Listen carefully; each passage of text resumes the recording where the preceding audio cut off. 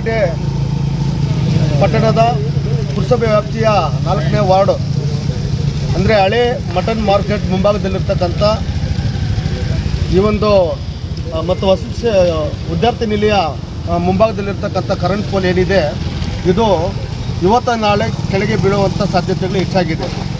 ಯಾಕಂತಂದರೆ ಈ ಟ್ರಾನ್ಸ್ಫಾರ್ಮರ್ ನೋಡಿ ಈಗಾಗಲೇ ಈ ಹಾಕಿರ್ತಕ್ಕಂಥ ಈ ಪೋಲು ಮಳೆ ಬಿದ್ದು ಕಾರಣ ಈಗಾಗಲೇ ಸುಮಾರು ಬಾಗಿದೆ. ಈಗ ಒಂದು ತಂತಿಗಳಿಂದ ಮಾತ್ರ ಅದು ಉಳ್ಕೊಂಡಿದೆ. ಇವತ್ತಲ್ಲ ನಾಳೆ ಅದು ಕೆಳಗೆ ಬಿದ್ದು ಶಾರ್ಟ್ ಸರ್ಕ್ಯೂಟ್ ಆಗಿ ಇಲ್ಲಿ ಪ್ರಾಣ ಹಾನಿಗಳಾಗುವ ಸಂಭವ ಇದೆ.